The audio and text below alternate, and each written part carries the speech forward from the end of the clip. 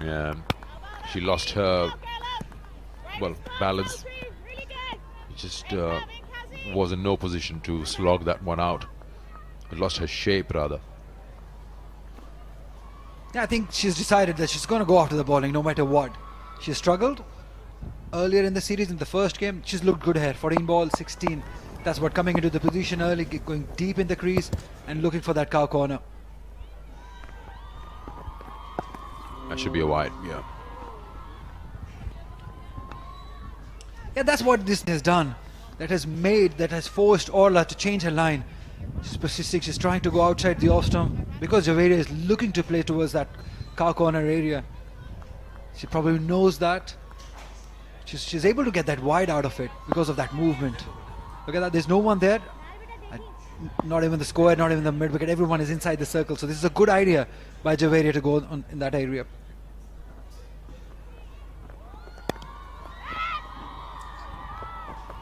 Orla's into it over, and that's probably the right thing to do. Orla Prendergast, key bowler for them. So what Laura Delaney is trying to do is get some more wickets and keep that pressure on, even if she bowls her quota out. Two bowlers can bowl 4 overs each. The rest will have 3 overs to their name, or 2 if they like. In the 17 overs aside, shortened version of the game because of rain. Again, there's heavy cloud cover now. It's going to be... Yeah, good cricket. Because of that forceful shots, they push those fielders to the circle, so singles are available. That is smart cricket. 5 overs gone. It's 36 for 2.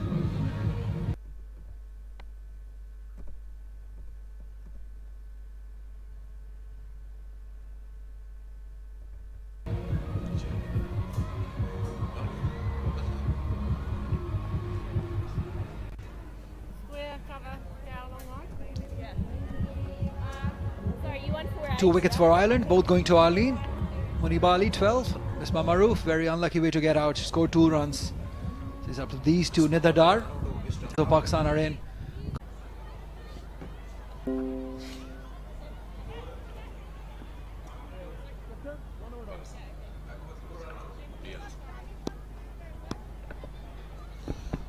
Pakistan at the stage, 2 runs ahead. Of course, 2 runs ahead. If they lose a wicket, they'll be in trouble. Those numbers will change. Arlene, look at those numbers. She's in her second over. 1 over, 3 runs, 2 wickets.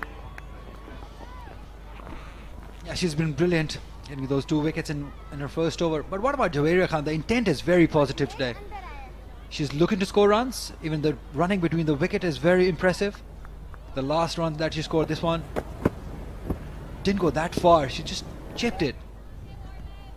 Ran well also. Good cricket.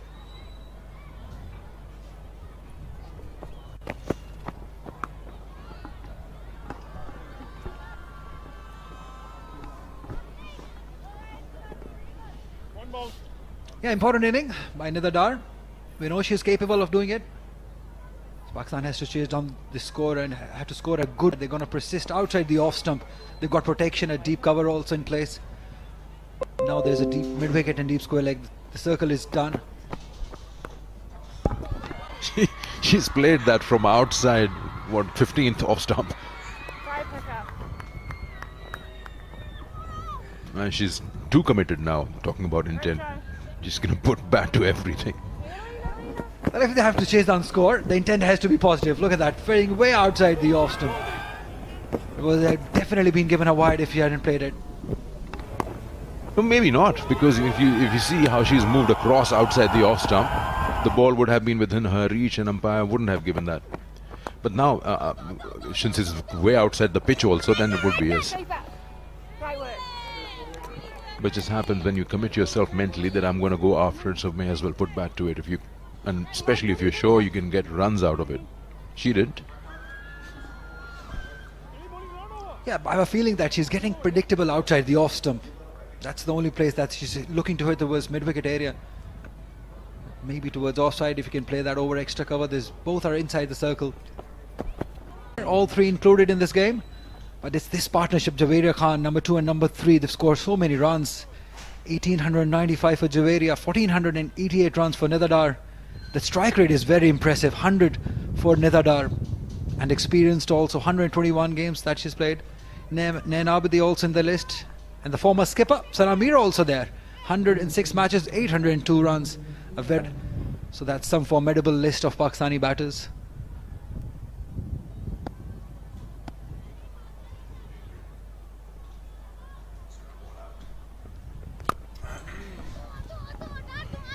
So many times, but they would know how to bat.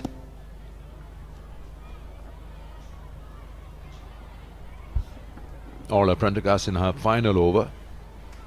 It's none for 22 at the moment. Pakistan. Yeah, she's such a cool customer, Nidadar. She knows that whenever she wants, she can go big. At the moment, there is no need. She's persisting with the singles, giving the strike to Javeria, who's looking to go positive, looking to go big. So there's no point to her going out after the bowling at the moment. But Ireland must know that she has the capabilities of doing it. She's won a lot of games for Pakistan single-handedly. Nicely done. Flicks that one away. Pure timing, use of wrists, and picked it up from middle leg.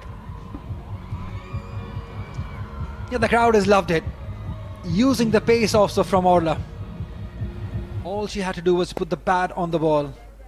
Post 50 on the board in the 7th over. 50 for 2. Yeah, just 69 more runs to win off 62. One would assume that Pakistan should be able to do that because of the batting they have, batting strength. They've got Alia Riaz, Umaima Sohail, Aisha Naseem, the big hitter. Fatma Sana can bat. But really, it's up to these two to take the match deep. Nidadar Overs, none for 28. Pakistan 50 for 2.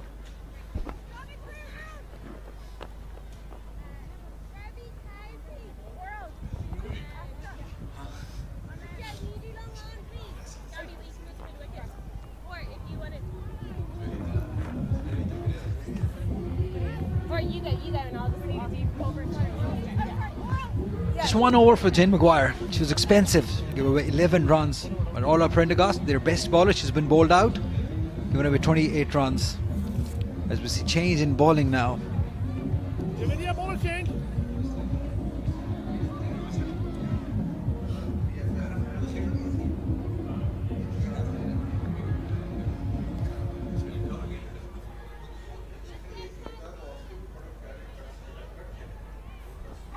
A best of 3 for 9, Cara Murray. Oh, that's probably slipped out of her hands. That's going to be a wide. She's lucky, very lucky. It was in the zone of Javeria. She's looking for that sort of line. And if you can get a full toss outside the leg stump, got to be very lucky not to be given runs on that delivery. Cara Murray, not a good start.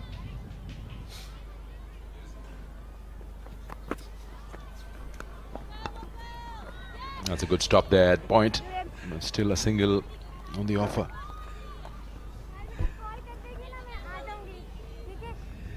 Good inning. She's been impressive. You have to say that. What about the fielding? I think they've shown improvement. Ireland fielders. They've thrown themselves around. In the first game that they played, they were pretty sloppy, just getting used to the conditions, but they've done well, really well. Against the spin, trying to slog that. I'm not sure if that's necessary. They'll find that big over somewhere. It's just amazing to see that it's pitched outside the off stump just a touch. And she was looking for that sweep shot, whereas the fielder at mid-off and extra cover are up in the circle. Probably going over the top of those fielders is a better idea rather than slogging it towards onside. You can always time it over those fielders. We saw her play the shot in the last game over that mid-off fielder. Can we see it again?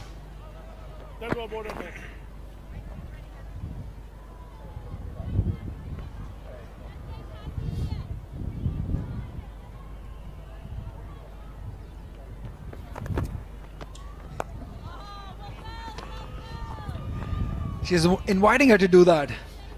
She did it brilliantly in the last game, but she's just taking her time, just getting used to it, getting that feel of the pitch. And I won't be surprised having mid-off up in the circle with extra cover also inside. We might see her go over the top very soon.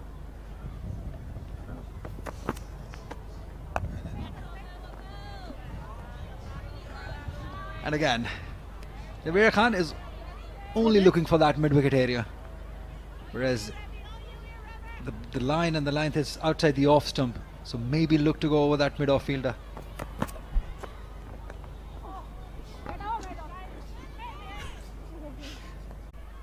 Make the batters to create that force.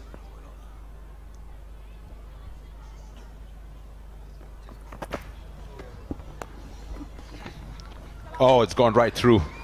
There was no run on that shot, but Pakistan gets one, and Javeria wants to come back. Settle with a single. 54 for 2. Fielding has improved. They've just done a sloppy work. 54 for 2.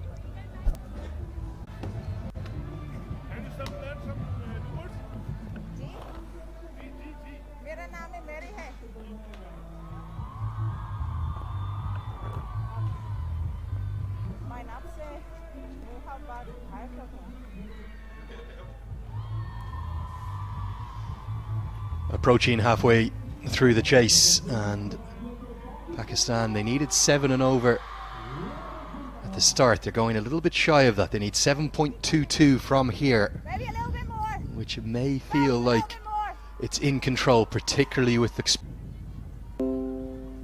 one of the senior pros here in Irish side. These overs, if they can get 2 or 3 overs quietly, that can add problems.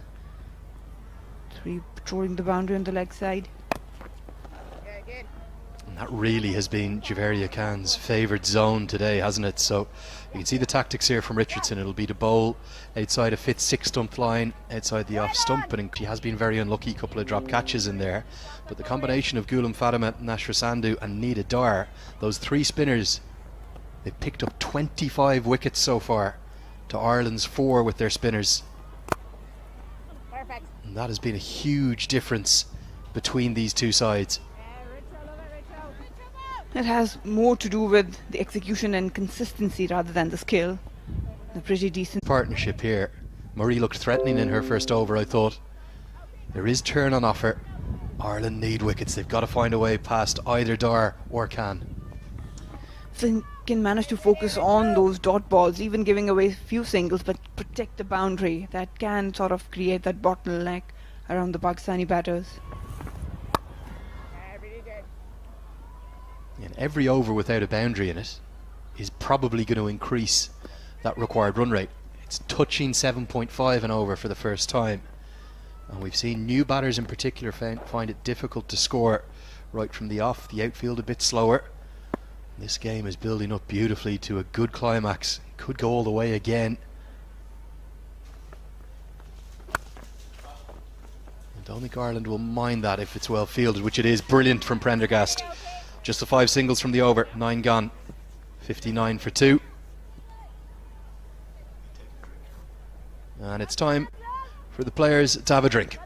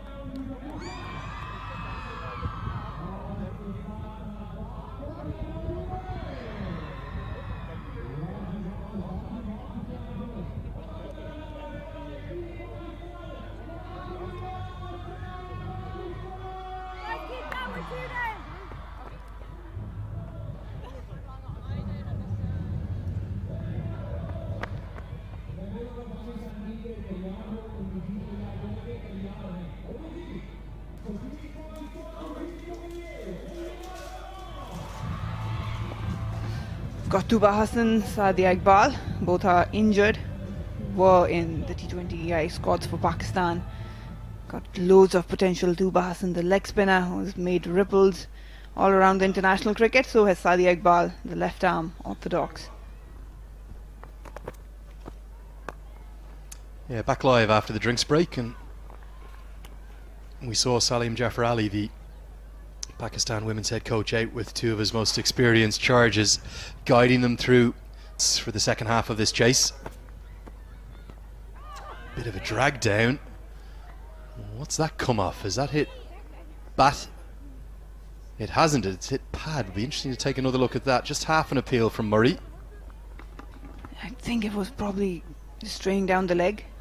And we're not sure if we have a replay of that to show you or not, but certainly it was difficult for us to tell on first viewing.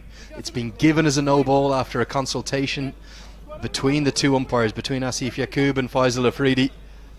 It was certainly dragged down. Here comes the free hit. No ball, a run, which I think was given as a leg by, and now the free hit, the last person you want to be bowling it to, Nida Dar.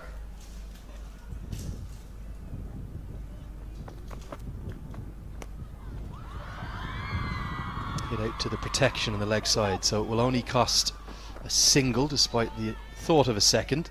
It's hard to tell what happened there, but certainly it's been given as a no ball because of the two bounces. Yeah, with the angle provided, it was actually hard to tell, but it didn't hurt Ireland much.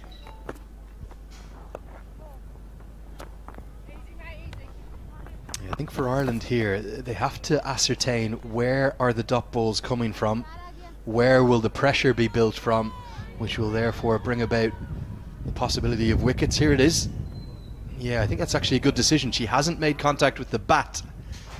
It's bounced a second time before the white line, the popping crease, so therefore is a no ball. Glorious stroke. Nida Dar hits there better than anyone, and it's gone all the way, I think, for a maximum. An outstanding stroke, a change of mindset after the break. Dar a skip down the track, hitting with the spin all the way for 6. That's a glorious stroke. Have a look at that. Picked up the length really early, and then the footwork, immaculate, effortless shot over the boundary. If anyone can hit sixes with ease, that's Nida Dar. Superb shot. Pressure right away on the Irish team now. And the brilliance of this stroke is with mid-off and cover both in the circle. As soon as you get it over their heads, it's a completely safe shot. That's darted in and guided straight to the fielder. Mix up. Oh, and the throw comes in wide. They will get the single. Ireland just losing their way a touch after the drinks break. I think that no ball slightly rattled Murray potentially. And Pakistan starting to look in control now. Yeah, Ireland had really good grip way before the drinks, and they would expect that the Pakistani batters would push through now.